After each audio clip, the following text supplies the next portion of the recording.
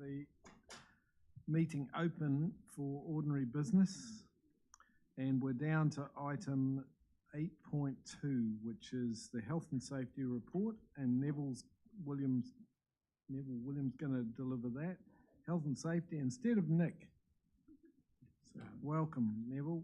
We're in your hands. Thank you, Chair Barry. Good afternoon, councillors. Unfortunately, Nick Ollington is unwell today, so he's had to defer his attendance. However, you have me and you have Marie Fullerton, who is the subject matter expert for the organisation Health and Safety as well. So I'll endeavour to walk you through the report, and if there's any very detailed type of questions, we'll defer those to Marie to answer. The report you're well and truly familiar with by now. It's been the same format that we've used for quite some time. There's no outstanding matters, in my view, that the report points out that you should be concerned about. Our systems are working well. The processes are operating as they should. I'll take the report as read, but highlight a couple of elements and invite questions as we go, if you like. So as you are well and truly aware, there's been changes to the requirements around mask wearing that have been announced in the back in end of March, and those came into effect on the 4th of April for removal of the vaccine passes and changes to criteria around mask wearing. However, staff are still asked to wear masks, and as you're well and truly aware, been moving around the building.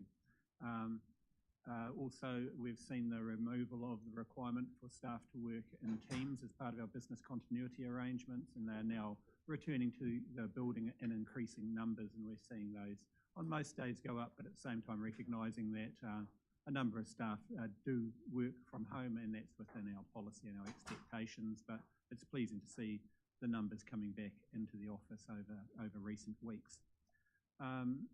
The flu vaccination program has commenced and is underway, and over 120 of our staff have now been vaccinated.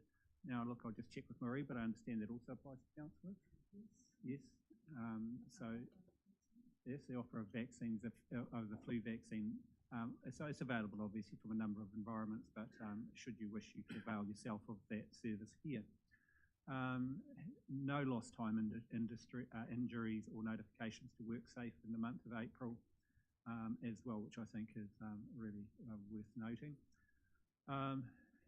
As I said earlier, the report is in the format that you're well and truly familiar with now. There's a breakdown in section 1 of the report from item line 13 or section 13, using a bit of a case study around architectural window solutions. Giving, I guess, a bit of a context around what's happening in the broader health and safety environment that is of relevance, and noting that we keep close eye on these external events to make sure that we understand what they are and how they might apply in our operating environment and context.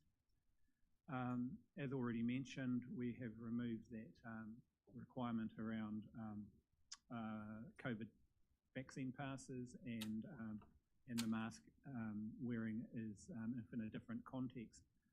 The item 19 talks about our process for managing staff who are using our COVID leave process, and that is that if they have a family member who is unwell and they are forced to isolate as a result and close contact within their household, they themselves have tested positive, that they go through what we call a discover workflow process, where they enter their details. It cascades immediately to the manager, to the director, and there's a sign-off process around acknowledging that we're aware of these situations, that if necessary we've taken the remedial action through the health and safety team for the welfare of any staff who might be in close contacts with that staff member over a period of time. To the best of our knowledge, I understand there's 300 staff have applied for COVID leave under those criteria, of 190-ish approximately, who have contracted the virus, and majority of whom have recovered. But as you'd appreciate, as with the external environment, people contract this virus on a regular and ongoing basis, and numbers fluctuate. But overall, I think, given the general nature of the decline in numbers being reported across the community, that we would expect to see ours start to taper off, potentially. Though we're all keeping our fingers crossed on that. We do use RATS tests, and those are specified when we do that under section 20 of the report. And we've recently applied that requirement on new staff, so new recruits coming into the organisation undertake a test as well. And if people have been through certain situations where they may have had exposure, we've asked them to undertake a test as well.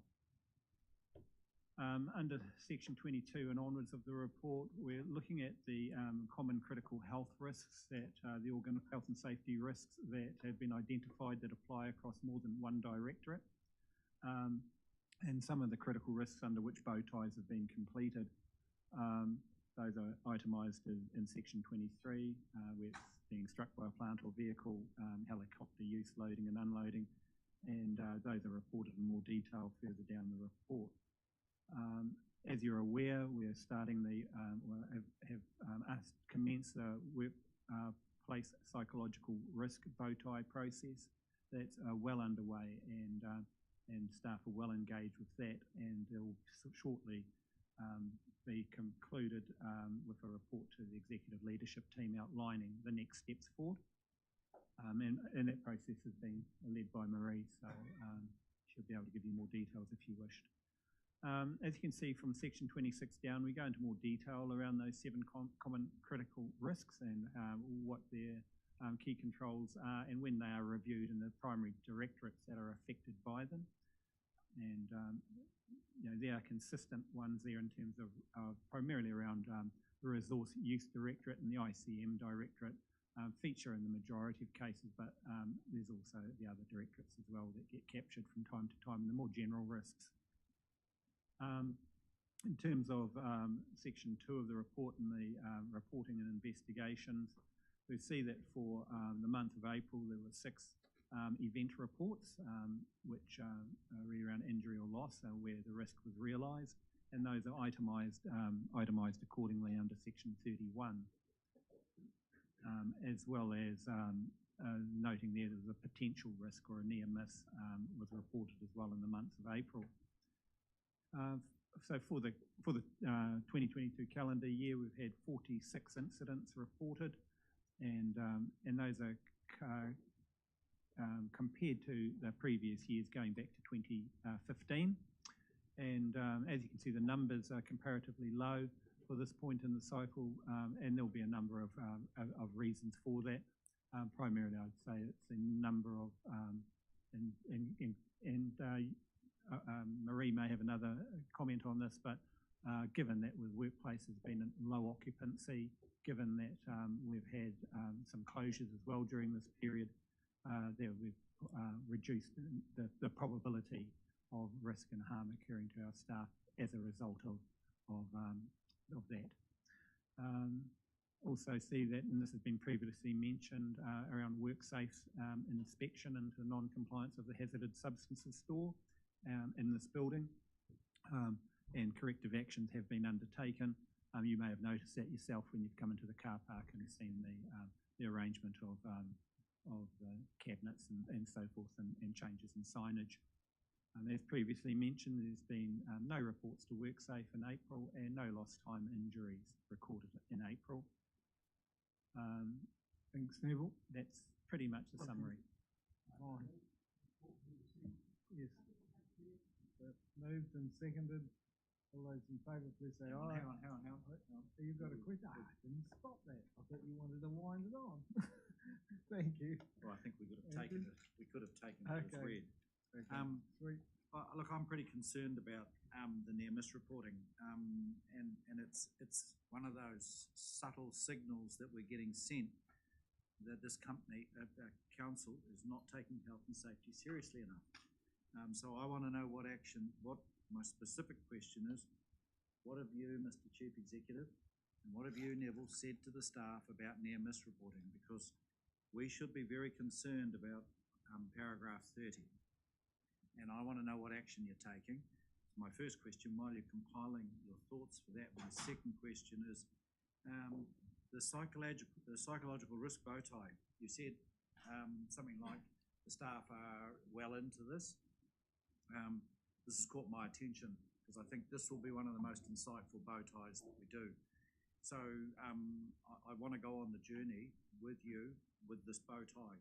So are there any sort of provisional insights that you are gaining from that bow tie to date? Because if the staff are nearly finished, you should have a top 3 or 4 insights that are really interesting for us. I'll pass that response over to Marie. However, just in respect to your first question around near misses, a campaign has commenced, and that commenced at the April Managers Forum, raise awareness, and we come back to that core message around safely home everybody every day.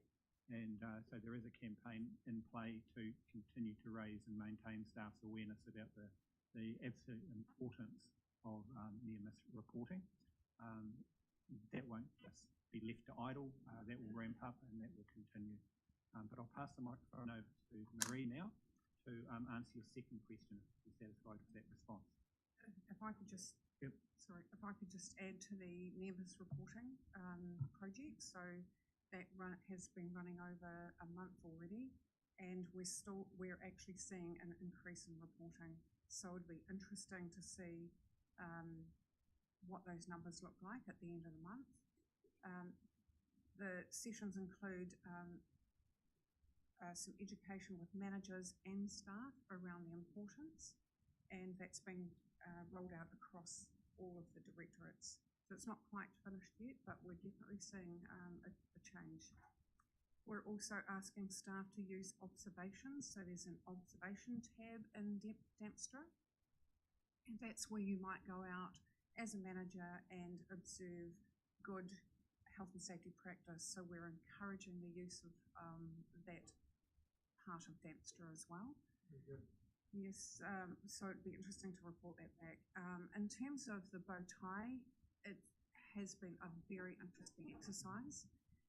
We did want to do some of this face-to-face, and we allowed people to come and have a look at the bow tie as it was being constructed, to have a discussion with the team and to add their comments. The bit that's taking a little bit of time is we are cross-referencing what results we're getting against the ISO standard 45003, which is an ISO standard that was released last year specific to psychological harm and risk in the workplace. It's a first ever. There hasn't been one released prior to this one. The other thing we're doing is cross-referencing that information to the 31 causal factors under our culture work. And I think when we bring that back, you will see some very interesting correlations between what staff are saying, the 31 causal factors and the ISO standard. So. Thank you. Just before, yes. Are you planning as part of this bow tie to talk to us individually? Is there any need? So are you thinking about our psychological needs? Right.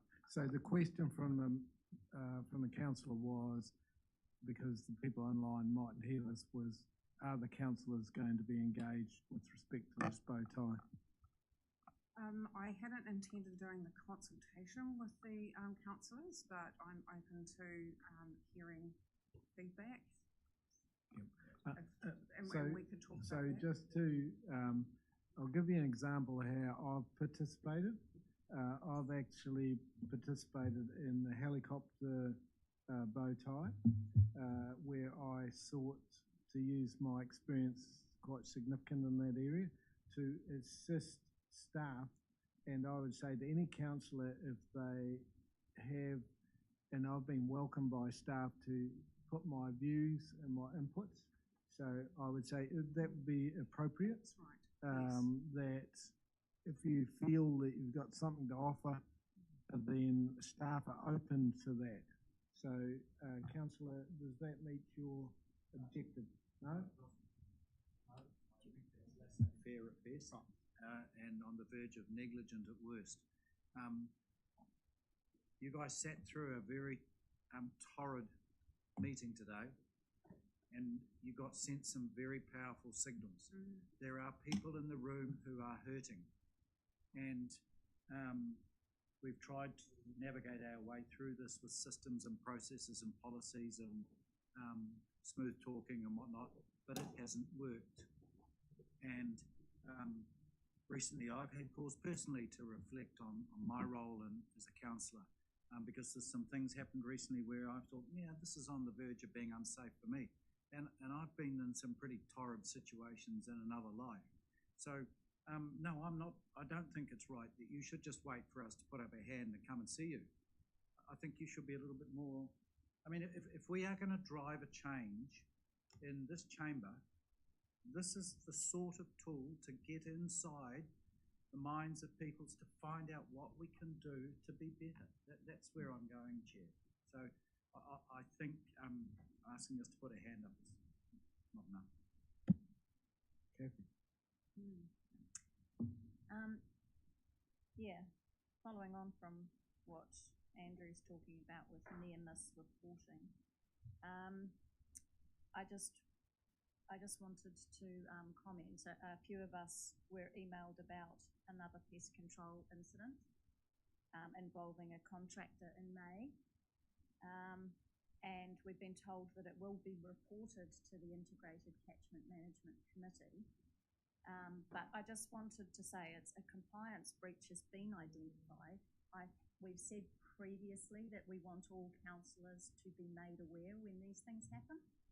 So I would like to just make sure that in future that not just a handful of councillors get told, that all councillors get emailed about those things. But also I just wanted to say that I'd like to see the report when that's finished. I'd like to see that come through health and safety, and, you know, for it to come through as a compliance issue, because I think we need to keep aware of all of these things and how regularly they happen, for us to be able to identify what level of risk there is there on an ongoing basis. Thank you.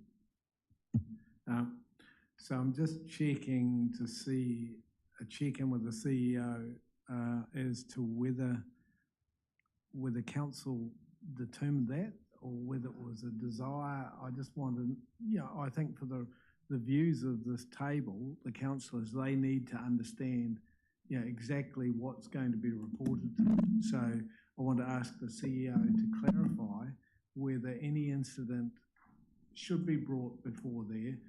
My perception had been there's a clearinghouse first, which is through ICM, because my own personal view is that you go to the appropriate group to consider the matter.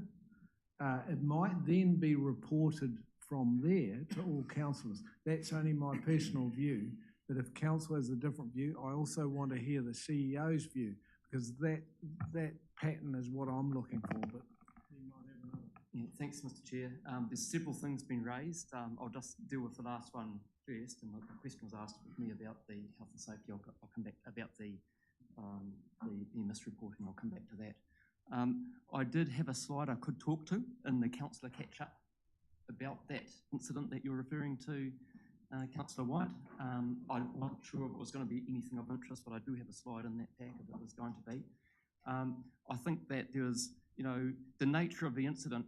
Every operational thing that happens in our pest operations, it's a very fine line to know what's the matter that is just an operational matter, or what needs to be reported to council. You know, there's something that has been reported that has gone to the EPA to have a look at to see whether it's, you know, something of concern. I'm not sure if under health and safety and whatever, it's a matter that needs to be reported to council. There was a discussion about how we should go the process with the chair about how we'd do it, and I think the advice was that we collectively agreed on it's probably best to let the constituent councillors of that area know and the ICMC committee know in the first instance. Yeah, that's the first instance. In the first instance, yep. And as I say, I did have a slide today to be able to let councillors know. So maybe the approach, if councillors are happy, we can discuss this further in the session with the CEO as to what we feel is the appropriate, and he can take that away, and then we consider the best approach. Would that because what I'm doing is not taking off the table in terms of ignoring it. It's a matter that councillors have indicated that they wish to have discussed. So you happy with that or not? Fred? Yeah, well, through the chair, this is the time where the rubber hits the road. This is where we make decisions, and this is where we can make change, not at the CE catch-up. So I would prefer that this issue dealt with in a formal matter now, is my personal opinion. Right. So just to interject there, the CEO's indicated that he has slides and material to present to council. He doesn't have them ready to present to council at this point, correct? Exactly, and it's got to be worked through in terms of the incident, whether there was a breach of anything before we even decided the outcome of that incident. So what we're seeing here is the incident is by far from being identified as what it is, the consequences of it, scale of it, and so on and so forth. We are not here to sit here in judgment every time an operational matter might be brought to council. That is our CEO's job. That's what I expect him to do. We should have a view about what we need to learn about in terms of incidents. And the CEO, I think, can take a strong message from here that there is an interest in what incidents, get reported and that they be reported. I think, first of all, you've got to get to the appropriate committee, whatever that is, and also the relevant constituents, and then obviously council, because I don't see the value in shortcutting processes to create a stimulus before the matter is considered. So that's how I see it, and I take on board the councillors' views there. Fred, I'll allow you to have one further comment before. I agree, because it was a near miss. It wasn't an incident. But I'd still like it in this part of the meeting I know that all incidents are reported to all councillors as reported as being good governance by Mark Abbott, and not a select few, but an inclusive team. I think you're onto it. We have to have the reporting. It's the question of when it's in the early stages of being evaluated, and then bring it forward. Kathy? I think when we spoke about it previously, when there had been another incident which we didn't find out about for 6 weeks, what we said was that we wanted to know about these incidents, and we do understand that they need to be fully investigated, but we all wanted the heads up that an incident had happened, even if we had to wait for 6 weeks until the final report on it. I mean, this was it basically said a breach was identified by the Department of Conservation. So it sounds like a breach was identified. So, I mean, I think it is important to us, again, as I said, for us to know that these things happen, just for us to have an awareness of it in terms of a risk assessment of these kinds of activities. So we need to have consistency in terms of everybody knowing. Thank you. And thank you for the discussion, CEO, and then through to Steve. Thank you. Just going back to report, that was April, things that happened in April. I understand the conversation was in that you're raising, which is relevant to health and safety, but it wouldn't be in the report in terms of reporting mechanism because of the time frame. Just in going back to Councillor McPherson's questions about the near-miss reporting and incident reporting, absolutely taken seriously. It's why it's in the report. It's why as soon as we saw it was discussed at the executive team, we immediately took it through the managers forum. It's been in the current, which is the information that goes to all staff. And I've already talked with Wendy about making sure it's reinforced in my kōrero, which is a fortnightly newsletter, if you like, that I send out to staff. So it is absolutely taken seriously. Just want to give you that assurance, Councillor McPherson. Thanks. Councillor Nebo. Thank you. Just in terms of the reporting of non-compliance, etc., with pest control activities, just remind everyone that this issue was raised at an ICM committee last year. It was subsequently reported back to ICM last month. You were present, Kathy, and as was Fred, that the committee, ICM committee, would receive an annual report on environmental compliance every year, and that would be, this sort of thing would be included in that. And the other part of it was whether non-target deaths or non-compliance with a permission or regulation, that would be reported through to ICM, which I think meets every 2 months. And now if councils have a desire to change that, then that's fine, it's a process. But to say here that that the staff are in breach of what was previously agreed on is completely incorrect. You know? So that was agreed at ICM, and those minutes are yet to come before this council. They're in train at the moment. But as I say, if the council's got a will to change it, that's fine. But that's where it's sitting at the moment. And you were present at that meeting, Kathy. Thank you. I will accept the reply. Thank you. Yeah, I think what I was pointing out was that in a previous council meeting we had said during a health and safety report, and I see other people nodding, so it's not just my imagination, that we all wanted to know. We all wanted to be aware of these things. And yes, I was at the Integrated Catchment Management Committee meeting, and I do just want to clarify that the incident that we were talking about specifically there was a separate incident to this one, so that was another completely separate pest control incident. So I guess this just makes it even more of an issue for me that we do have regular incidents, and this is why I think councillors need to be aware of them all, even if it's just a message that comes through from our director, just basically telling us that this has happened and that an investigation is underway. That's all that I expect. But I do think that we did make it really clear that in health and safety we wanted to know about these things. And so, yeah, I don't think that I've said anything. So maybe the approach is, I'm just making a suggestion, because I think our processes are right, except it might be appropriate that the chair of ICM is able to communicate with councillors over matters before they might get to the written reports coming through, that they just say that what they're dealing with. So if there's any query back, then I think the chair of the relevant committee is the best place to deal with the other councillors. That's the sort of way I'm starting to move things. I see the chairs of committees taking quite a significant role in terms of communicating in the area of their mahi. So that is an emphasis that I'm looking for going forward. And if there's a situation where a chair sees that, hey, this is what councillors have indicated that they want to hear about, then the chair should be sending out a message, and I welcome that. So that's the sort of refinement I see. I think it's all taken on board. I will take a quick comment from you, Russ. I think Kathy's right, Mr. Chair. It was, the one I remember was the dropping of the 1080 on the bulldozer. I mean, that we de-escalated that, but you know, to come up to my office and just casually and find that there's a meeting,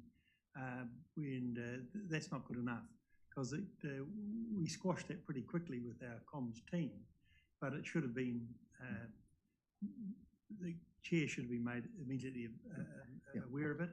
And look, we don't want to get in the kitchen, Mr. Chair, but it depends on the level of kind of, and we're intelligent people around the table. When it's something like dropping 1080 on bulldozers, even if it's not directly our contract, indirectly we get the blame, and we were to be informed in the future something of that level of severity. Thank you. So there's been a good discussion on this. Quick one, very quick. Very quick. It was just to be supportive of the comments that Andy made at the start about things we've learned from that ISO standard and through the activities you've done. It'd be really good to get the top things that we could consider as a council when we meet, say next Tuesday for that workshop or after, just to help us with our thinking to apply controls as soon as possible. They might not be perfect, but the 80-20 rule might be enough to get started. Yep. Thank you. Thank you for your input. I have one question on this report, and I was really pleased to see that defib come in of the reception centre. There's a plural being used, defibs with an S. Does that mean we have them elsewhere in the building, other than just reception? We just covered all other sites as well. Oh, so with our you've got- communication, yes. So you've got them wider, we have one in the building, Yes. and then we have them elsewhere. Thank you. And councillors, if I can just clarify for all of your purpose while you're here today, it's in the entranceway, next to reception on the wall when you come up, just so that you're clear where it is. And I'll just take this opportunity to remind you, we also have a sick bay in the building, if you're unwell. There's a sick bay that can be used. So I'll have a mover in a second. Yep, have a mover. Russ and Pamela for this. All those in favour, please say aye. Aye. Against? Carry. So we now move on to the amendments to the council appointments, item 8.3. Moved by Russ. I'll second that. Any comment? No comment. All those in favour, please say aye. Aye. Against? Carried. So we now move to matters related to excluding the public. So I ask Democracy Services just to run through the reasoning behind that, please, just in succinct form. Thank you. We have a mover, Councillor Mahuta and Councillor Nebo.